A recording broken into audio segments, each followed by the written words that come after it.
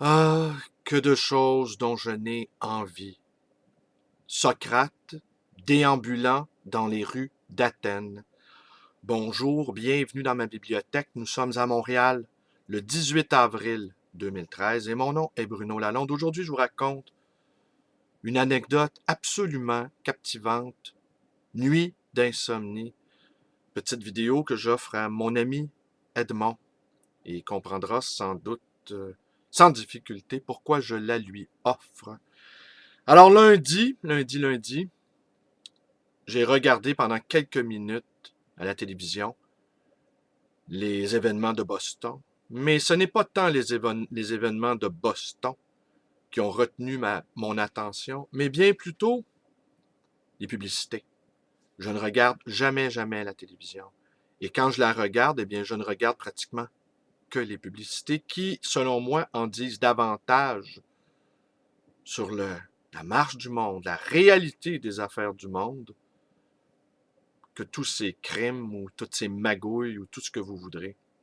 Alors, trois publicités ont retenu mon attention.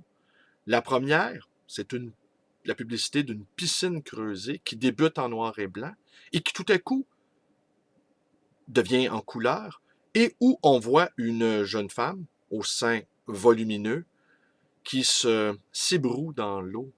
La deuxième, deux espèces d'individus à la mine patibulaire, un financier sans doute et son comptable, en train de concocter un plan d'évasion fiscale. Publicité du ministère du Revenu du Québec. Et les deux types ont vraiment des sales têtes. Quant à moi, je n'imagine pas que des têtes aussi patibulaires puissent être d'ingénieux stratèges fiscaux. Et la troisième, une publicité d'un concessionnaire automobile au nom à consonance libérale, qui nous propose des voitures de luxe, et tout ça sur un fond musical guilleret. Alors donc, ces trois publicités-là, étant quelqu'un de très sensible et dont le système immunitaire n'est pas protégé contre ces attaques visuelles, ces attaques de désir inopiné et faux et factices. Alors, en plein milieu de la nuit, je me suis réveillé et j'ai pensé à ces trois publicités qui sont en fait l'ordinaire des citoyens ordinaires qui passent leur temps devant la télé et qui sont soumis à ce type de publicité. Alors, je me suis livré à une sorte d'exercice poussant très loin les limites de l'empathie. J'ai voulu me mettre dans la peau du citoyen lambda, du citoyen ordinaire, et qui désire ces trois choses-là. Une piscine creusée avec une compagne au ballon bondissant, de l'argent dans des paradis fiscaux, et une belle voiture de luxe pour épater les voisins. Alors, je me suis mis dans la peau de ce citoyen ordinaire qui désire ces choses-là. Je me suis enfoncé dans mon lit et j'ai senti une sorte de torpeur m'envahir, une sorte de voile descendre tranquillement sur mon esprit. Les doigts ont commencé à me picoter.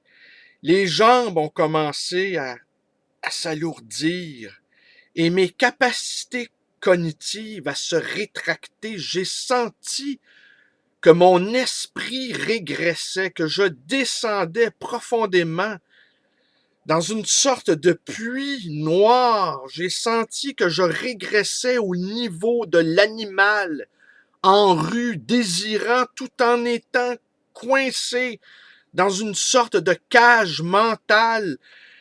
J'ai senti que mon propre lit était devenu une prison et où les fantômes dansaient autour de mon lit. J'ai senti la noirceur descendre sur moi.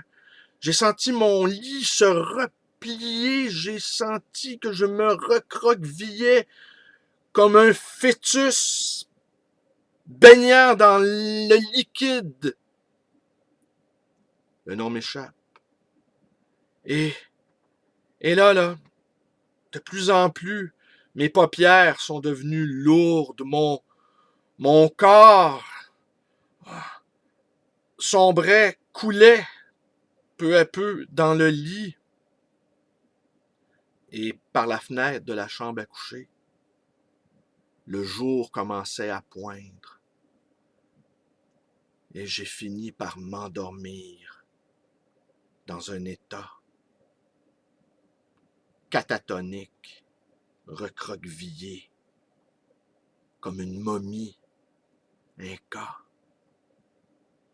Ce matin-là, je ne me suis pas réveillé frais comme une rose. Je n'étais pas vif et léger, je n'étais pas guilleret. J'avais tout le poids du monde sur mes épaules. J'avais passé une sale nuit à me mettre dans la peau de n'importe quel de mes concitoyens qui, jour après jour, est soumis à cette torture mentale auquel il se soumet volontairement. Et moi qui vis dans un monde, une sorte de monde de rêve, passant de cette bibliothèque personnelle à ma bibliothèque privée, qui est en fait ma librairie, passant toutes ces journées avec les livres, avec les poètes, avec les philosophes, avec les intellectuels, passant parfois mes matinées ou parfois mes soirées, penché tel un vieux moine décati sur sa feuille de papier, vivant dans le monde des idéalités, vivant dans l'extramonde, vivant dans le troisième monde. Eh bien, cette nuit-là, elle a été difficile. Ma nuit de Gethsémani. Une nuit où, à l'instar du Christ, j'ai senti que tout m'abandonnait. Alors voilà, j'ai voulu partager avec vous ce moment d'inquiétude, ce moment d'étrangeté. Une nuit d'insomnie. Alors voilà, merci d'être avec moi, merci d'avoir écouté jusqu'au bout cette vidéo-là. Mes vidéos vous plaisent, vous pouvez vous abonner à ma chaîne. Vous pouvez également aller joindre ma page Facebook, une page d'activiste. Vous pouvez me téléphoner dans le 514-736-0999 et vous pouvez également me rendre visite à cette librairie d'occasion et d'anciens, le livre voyageur dans le quartier Côte-des-Neiges à Montréal. Merci et bonne journée.